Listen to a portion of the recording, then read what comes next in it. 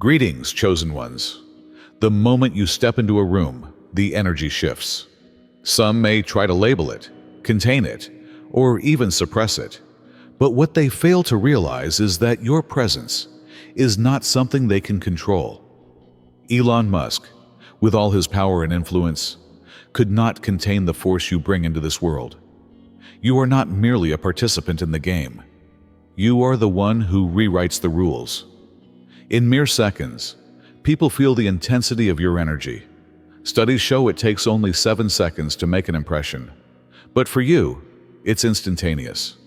Your aura is undeniable, even if you never utter a word. It shakes the ground beneath them, not because you intend to rattle their worlds, but because your mere existence forces them to confront parts of themselves they'd rather keep hidden. This is your power. Without a single action, you cause others to question their own limits. Some may try to label you too much or intimidating, but the truth is, they're more afraid of what they see reflected in you than of you yourself.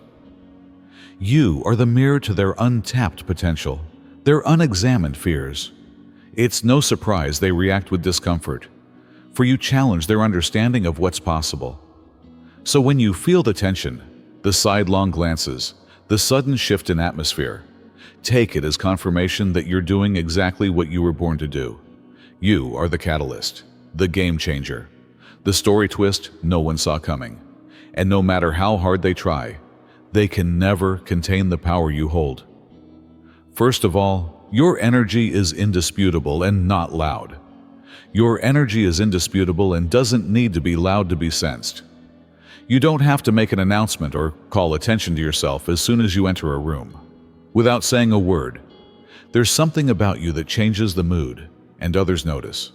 It's just the weight of who you are. It's neither hubris nor anything you're attempting to achieve. There is substance in your presence, and that cannot be ignored. Because they are used to commotion, some individuals misinterpret this energy as intimidation. They are used to individuals who need to brag or speak large in order to feel significant. However, you don't have to prove anything when you enter. Whether people want to or not, they are forced to pay attention by that calm conviction, which screams louder than words ever could. Some find it disturbing, while others find it motivating. The fact that people can't exactly figure you out is what truly irritates them. You don't shrink yourself to please other people, and you're not looking for approval. People are taken aback by that degree of confidence, since it is uncommon. The majority are used to reading a room, determining their place, and modifying their energy appropriately. However, you appear just as you are, without any modifications or filters. And since they have little control over their feelings around you, that unpredictability makes others uncomfortable. Without you even trying, your presence compels others to face their own fears. Standing next to someone who commands their own space might make someone who lacks confidence feel as if they are under a spotlight that highlights every flaw in their perception of themselves. And they put that uneasiness onto you rather than asking why they feel that way. The fact is, however, that you have no control over how other people interpret your energy. Diluting yourself to make others feel more at ease is not your purpose. The world needs more individuals who carry themselves with calm, unwavering assurance, not more noise. And it's okay if that energy disturbs the space. Second, when you don't fit in, you cause disturbance. Your refusal to conform to social norms makes your presence seem disruptive. The unwritten norms that keep everyone at ease are not followed by you. Without uttering a single word, you enter a room and remind people that they have been living according to scripts they never created for themselves. It's just that you've decided not to fit in, not that you're rebellious or attempting to stick out. And that decision is difficult in a society where most individuals blend in to avoid criticism. Predictability appeals to people because it gives them a sense of security. They are aware of what to anticipate from those who follow the herd, including their behavior, words, and position within society. However, It upsets the equilibrium when you seem as someone who doesn't abide by such guidelines. All of a sudden, they must reconsider their position. Additionally, your presence seems dangerous to those whose value is based on fitting in. You are just living according to your own terms. You are not attempting to disturb anything. However, the world is designed to maintain social order. We learn to blend in, obey the rules, and stay out of the spotlight from an early age. People are thus shaken when someone enters the room and demonstrates that none of it is necessary to be successful, respected, or recognized. It compels them to consider why they have been playing small or taking unwise routes. Furthermore, not everyone is willing to answer such questions. They thus call you challenging, too different, or tough to deal with. In reality, however, they're arguing that you question the structures around which they have based their identities. And it's simpler to blame you for the issue than to challenge those institutions. But you're not to blame for their suffering. You are not here to live up to anyone's standards. The reason you're upsetting the existing quo is because you've made the decision to live freely. And freedom always causes discomfort for those who are still in their cages. Thirdly, your self-assurance draws attention to their weaknesses. Not everyone understands how to react when they hear the term confidence, which is a language that doesn't need words. It has the ability to reveal the flaws in other people's self-belief when you navigate life with confidence. Although it isn't deliberate, it occurs because insecurity is more difficult to ignore when one is confident. The majority of individuals carry about suspicions that they have mastered the art of concealing. Even if they never express it aloud, they doubt their value, question their choices, and worry whether they're good enough. However, there is a stark difference when they are with someone who doesn't experience those same internal conflicts, or at least doesn't allow them to manifest. Their anxieties seem to become more apparent and louder all of a sudden, as if being around confidence amplifies their self-doubt. The tension starts with this disparity. Admitting that your pain originates yourself is more difficult than having someone think you're overconfident or conceited. The stories they've told themselves about their lack of skill, beauty, or deservingness of achievement are challenged by confidence. It may be unnerving to see someone navigate the world without those same restrictions because it pushes them to face the reality that their boundaries are often self-imposed. The fact is that your confidence is a mirror, not the issue. It shows what individuals can do, as well as what is preventing them from doing so.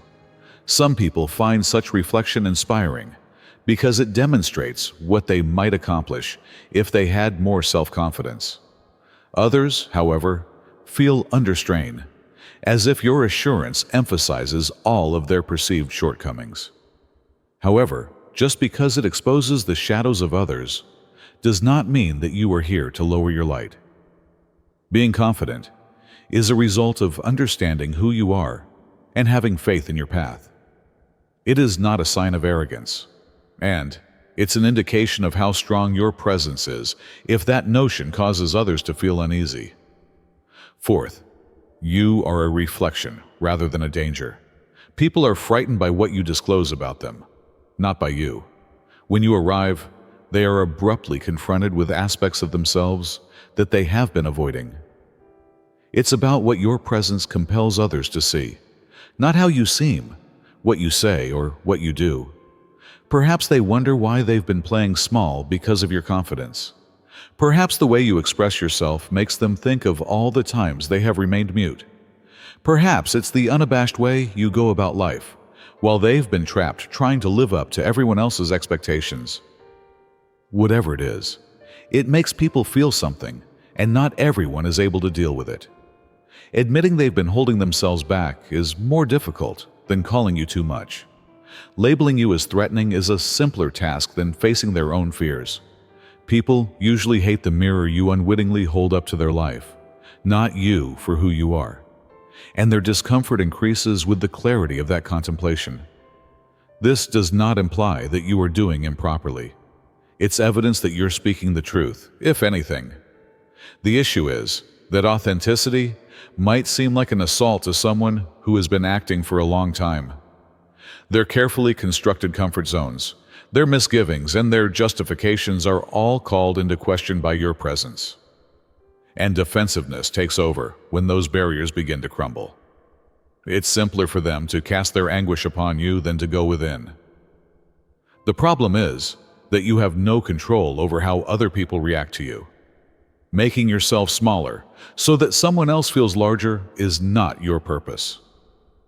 The world needs more individuals who stand up, speak out, and live unashamedly, not more people who fit in. Therefore, if your presence causes a stir, let it. You are a wake-up call, not a threat. The fifth is your evidence that their justifications are untrue. Your triumph is a real-life example that the boundaries that most people think exist are only just pretexts. People are uncomfortable with you because you persevered in the face of uncertainty, disappointments, and obstacles. Not because they don't want you to succeed, but because your fortitude makes them wonder why they've settled for less. It's simpler to place the blame on time, poor luck, or circumstances than to acknowledge that their true obstacles are self-doubt and fear. However, when you succeed in spite of obstacles, their justifications begin to seem flimsy, even to them. People use excuses like, "It's too late," "No, I'm not talented enough," or "I don't have the right connections," to explain why they haven't followed their dreams. However, when they see someone who has overcome similar obstacles and succeeded, it makes them face the fact that their obstacles are frequently self-made, and that realization hurts. Some people feel exposed rather than inspired, as if your achievement is subtly criticizing them for being small-minded. For this reason, some individuals secretly wish for your failure. It's not malicious, rather, it's because your achievement disproves their notion that they are incapable of doing the same. If you keep winning in the face of obstacles, doubts, and criticism, it forces people to confront the reality that their fear is the only thing preventing them from living the life they want. If you fail, it confirms their excuses. They may say, "See, it's not possible." The problem is that you have no control over the restrictions of others. Your existence is not a lesson to encourage others to remain still. You're here to demonstrate what may happen when you reject the falsehoods that fear whispers in your ear. Therefore, let your achievement to make others uncomfortable. You are evidence of what they might do if they quit making excuses, not of their failure. Sixth, unreserved genuineness is a source of authority. Authenticity is strong because it is uncommon. The majority of individuals live their lives in disguise, changing who they are to blend in, get favor, or stay out of trouble.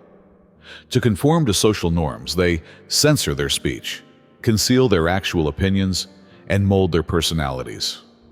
However, the basis of those meticulously crafted illusions is shaken when you present yourself completely as yourself, unfiltered, unabashed, and genuine. It's disruptive as well as invigorating. Your genuineness serves as a reminder of their own lack of freedom. It draws attention to the concessions they have made, the aspects of themselves they have hidden, and the aspirations they have given up in order to blend in. They wonder why they've spent so much effort blending in when they see someone who doesn't want to fit in. However, it's simpler to categorize you as too much, strange, or difficult to grasp than to confront those painful realities. In this manner, they may defend remaining within the boundaries they have established for themselves. Your authenticity is so potent because it defies the unspoken norms that society expects everyone to abide by, such as dimming your light to make others feel more at ease, or stating what others want to hear, rather than what you really believe. People are forced to face their own fear of being judged when they refuse to play that game, and that's where the discomfort starts. Because it raises the question, why can't they be themselves, if you can be yourself without apology? However, being genuine isn't about being flawless. Rather, it's about accepting your imperfections, peculiarities, and truth without looking for validation. And people are most uneasy about it. They are used to using comparison to gauge their value and strive to live up to others' expectations. The idea that conformity is necessary for success and acceptability is challenged when you break free from that system and flourish by being who you are. Therefore, be free to be honest if it makes others uncomfortable. You're here to illustrate what life is like when you live without masks, and that type of freedom will always seem like a danger to those who are still concealing. You're not here to give people a sense of security in their illusions. The seventh is that your quiet makes room for their inner chatter. Since there is nowhere to hide, silence speaks louder than words. People may concentrate on your voice, your thoughts, and your enthusiasm while you talk. However, when you remain mute, they are left to think for themselves, which is when the pain starts. Without the cacophony of talk to divert them, people are forced to face the uncertainties, anxieties, and insecurities that they often stifle with outside discourse. Your quiet serves as a mirror, reflecting back to them what's going on inside of them. Am I good enough? Why haven't I chased my dreams? What if I fail? Are questions that have always been there, but they get louder when you remain silent. Additionally, most individuals mistakenly believe that suffering is your fault, since they aren't used to face themselves without interruption. You're just making room for the masks to come off, which isn't always a bad thing. People are forced to sit with their own feelings when you don't hurry to fill the void with light conversation or assurance. Some people find that space freeing because it allows them to think, reflect, and reestablish a connection with themselves. Others, however, find it unnerving. They've been avoiding their thoughts for so long that confronting them seems like being in the limelight with nowhere to escape. Ironically, your silence often conveys more information than words ever could. It demonstrates that you are at ease with who you are and that you don't want continual affirmation or commotion to feel safe. And since it draws attention to the difference between someone who is at peace with themselves and someone who isn't, that peaceful assurance may be frightening. However, you have no responsibility for their distress. Being silent is a presence, not a weapon. If others are shaken by your silence, it's simply because it makes them listen to what they've been trying to ignore. You're only the pause that makes it difficult to ignore, not the source of their inner cacophony. Eighthly, standing in front of a purpose is not something that everyone can manage. There is a seriousness to purpose. Knowing your purpose in life influences every aspect of who you are, including your speech, movement, and appearance. People can sense it, therefore you don't need to explain it. There is an undeniable clarity in your energy, and that's where the tension starts, because purpose may reveal as well as inspire. Standing next to someone who has discovered their own way is like being in the limelight, exposing their insecurity for others who haven't. You're not attempting to cause confusion. It simply occurs organically. The issues they've been avoiding. What am I doing with my life? And why haven't I pursued what truly matters to me? Are brought to light by your determination and concentration. Because these questions are difficult to confront, some individuals choose to project their discomfort onto you rather than examine themselves. They may accuse you of being too ambitious, too focused, or of believing you are superior to other people. But in reality, these labels are really coping strategies, explanations for the discomfort others experience around you.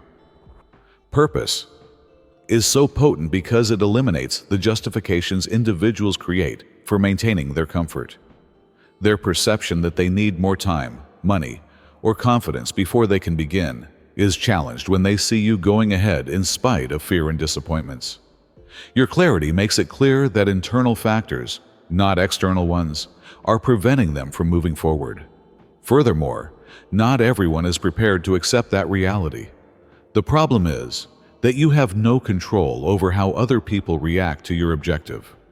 Your journey is intended to illuminate the route for those who are prepared to embrace their own potential, not to provide comfort to everyone. Furthermore, there's no need to reduce the light if it seems too bright to you. Those that are prepared will see your goal as evidence of what is possible, rather than as a danger. So keep going and keep your head held high. 9. You unintentionally upset the social order. To establish who is in charge in a space, social hierarchies rely on status, titles, unwritten norms, and outside approval. Individuals gauge their value based on their occupation, their network, or the reputation they have established. However, none of it appears to matter when you arrive. You exude confidence that is independent of labels and praise, which rocks others who have based their identity on those same things. Your presence is enough to create an impression. You don't need to mention names, show off your accomplishments, or look for acceptance. Someone who recognizes their own worth without external validation has an indisputable quality. Because status symbols suddenly seem meaningless, it upsets the balance of power. Even if the individual with the designer suit or the corner office may still retain their title, such outward symbols become less noticeable when compared to someone who is self-assured. The pain starts at this point. People who feel significant because of their status or reputation can't really understand you. They are used to other people playing the game, vying for their favor, submitting to their power, or evaluating themselves in relation to others. However, you don't follow those guidelines. Titles don't impress you, and you don't back down from a challenge.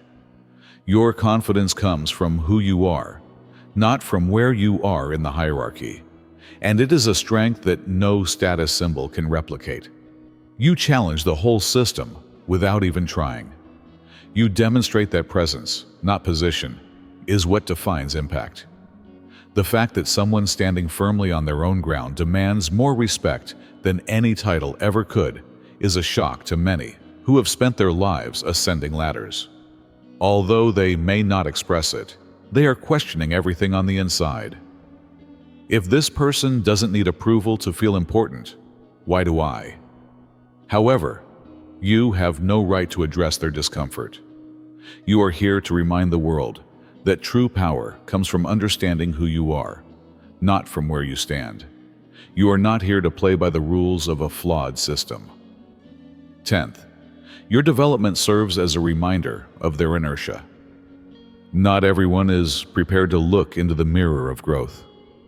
The gap between where people are and where they might be is brought to light as you grow intellectually, emotionally, or professionally. Your development is what it stands for, not a danger in and of itself. It makes individuals face the decisions they've made, the dangers they've evaded, and the hopes they've let to fade. And that awareness is too much for some people to handle. They don't mind your achievement. They just don't like how it exposes their own inertia. Seeing you level up is a continual reminder that if they were prepared to go outside of their comfort zone, they too might develop. However, progress requires work, sacrifice, and the readiness to make mistakes along the way. Many people would prefer to remain in the comfort of their old surroundings, telling themselves that everything is okay. However, their justifications begin to fall apart when you surpass the boundaries they thought were unachievable.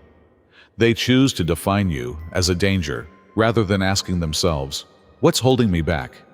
They could criticize your desire, minimize your accomplishments, or charge you with making too many changes.